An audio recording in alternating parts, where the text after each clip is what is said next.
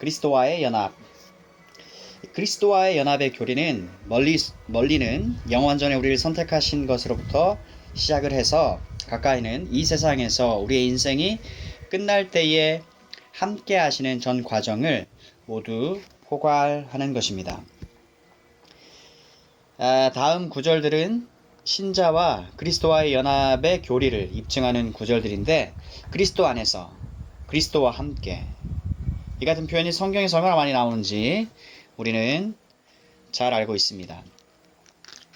그리스도와 신자의 연합은 구원의 찬란한 절정이라고 할 수 있습니다. 성경은 성부 하나님께서 우리를 선택하실 때에 그리스도 안에서 선택하셨다고 말씀합니다. 이것은 하나님께서 우리를 구원하기로 예정하신 것과 우리를 위해서 예수 그리스도께서 십자가에 못 박히심으로 이루실 속죄 사역을 염두에 두신 것입니다. 그런데 여기서 한 가지 의문이 생겨요. 하나님께서 창세전에 우리를 선택하셨다면 우리는 왜 그동안 그리스도와의 연합을 느끼지 못한 채 불신자의 삶을 살았을까 하는 것입니다. 하나님께서는 우리를 선택해 놓으셨지만 우리가 이 세상에서 예수님을 모르고 살아가는 날 동안은 연합이 이루어지지 않은 것입니다. 가 답변입니다. 그러나 어느 순간에 불신자에서 하나님의 자녀가 되면 우리 안에는 예수님을 향한 절대 의존의 믿음이 생겨납니다. 예수님을 향한 절대 의존의 믿음. 그때 하나님께서는 우리를 예수 그리스도와 접붙이심으로 연합되게 하시는 것입니다. 연합은 성부, 성자, 성령 하나님의 공통된 역사 속에서 이루어졌습니다. 잘 아시던 성부 하나님은 계획하셨죠. 구원을. 성자 예수님은 성취하십니다. 성령 하나님께서는 그것을 적용하십니다. 이제 우리는 그리스도와의 연합의 본질에 관해 한번 살펴보아야 되겠습니다. 그리스도와의 연합의 본질은 두 가지로 요약이 됩니다. 하나는 영적이다. 그리고 신비적이다. 영적이다. 신비적이다. 그리스도와의 연합이 영적이라고 말씀드리는 이유는 성령님의 역사로 말미암아 이루어지기 때문에 그렇습니다. 그리스도와의 실제적인 연합은 중생을 통해 이루어집니다. 하지만 이것은 우리 영혼 안에 일어난 일입니다. 신비적이죠. 그리스도와 연합되었다고 해서 우리 어떤 물리적인 변화가 일어나는 것이 아닙니다.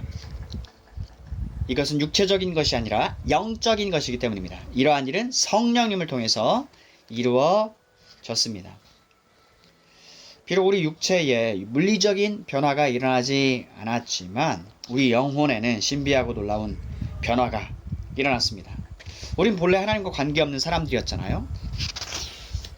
하지만 중생을 통해서 그리스도와 연합됨으로 하나님과 예수님과 성령님과 관계를 가진 사람들이 되었습니다. 예전에는 이방인이고 외인이었지만 이제는 하나님의 집의 자녀로 등록이 되었습니다. registered. 하나님 아버지의 사랑과 우리 주 예수 그리스도의 은혜와 성령님의 놀라운 위로를 누리면서 살아갈 수 있게 된 것입니다. 우린 더 이상 혼자가 아닙니다. 연합으로 주님이 내 안에 내가 주님 안에 있는 동행의 삶을 살게 되었으니까요.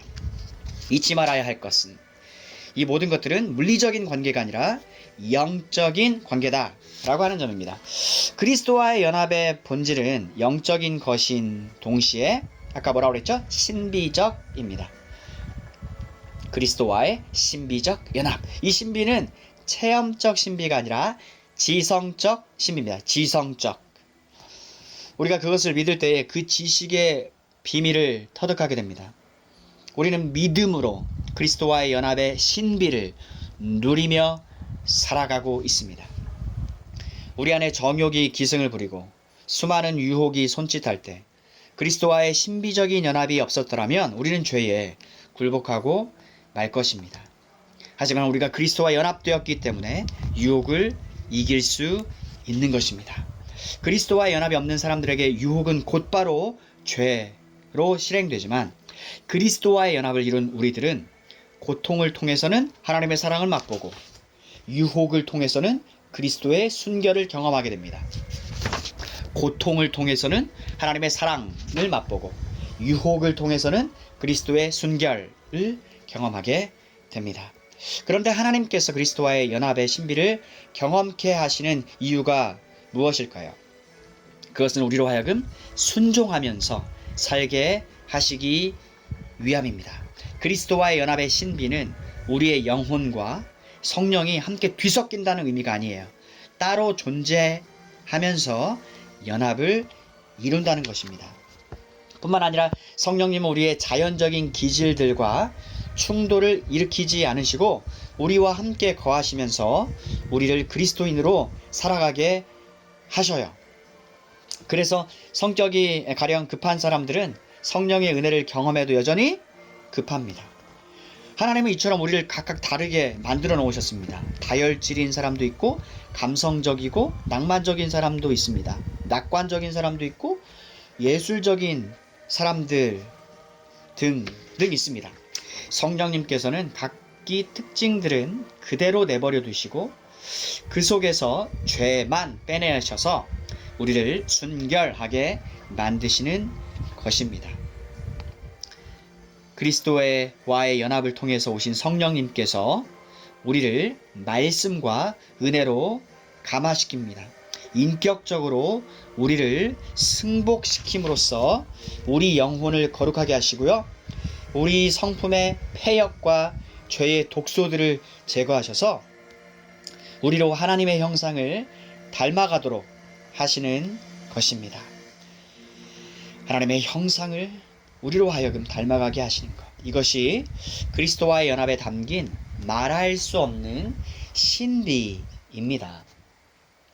성령님이 우리 안에 내주하셔서 우리로 그리스도와의 풍성한 연합을 누리게 하시는 목적은 우리를 거룩하게 하시려는 것입니다. 연합이 강화되면 강화될수록 거룩해져 가는 것을 경험케 됩니다.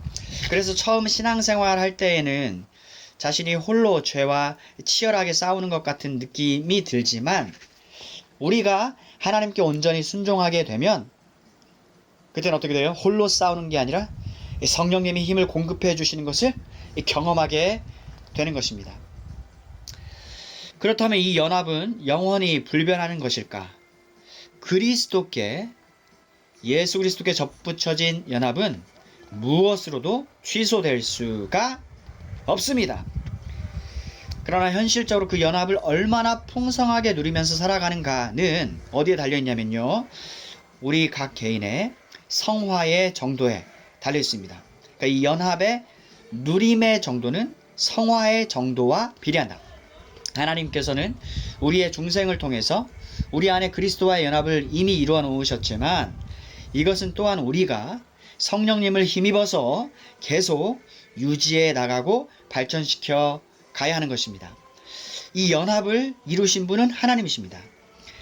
우리의 몫은 성령님과 힘입어서 동행함으로써 유지해 가는 것입니다. 이미 하나님께서 이루어 놓으신 연합을, 그리스도와의 연합을 성령님을 통해서 우리가 힘써 유지해 가는 것입니다. 하나님의 풍성한 은혜 가운데서 죄를 잘 죽이고 성화의 삶을 부지런하게 살면 diligently, 부지런하게 우리는 어떻게 될까요?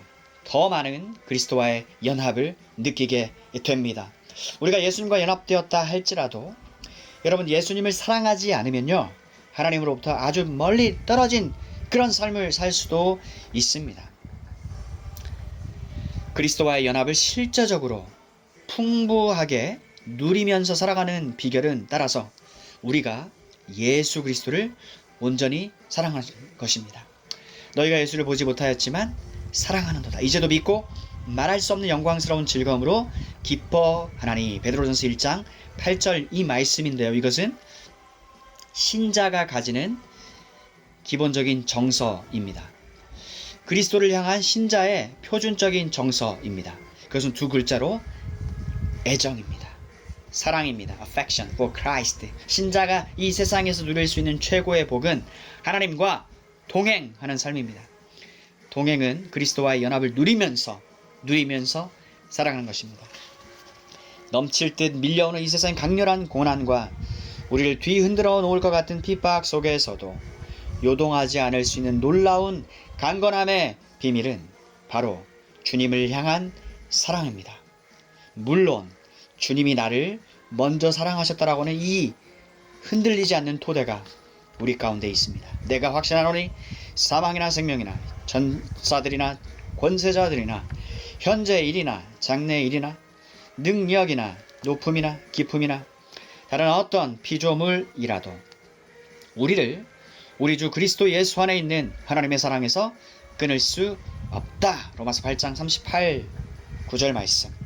따라서 여러분과 제게 있어 가장 소중한 게 무엇입니까? 하나님과 연합하게 하신 것 아니겠습니까?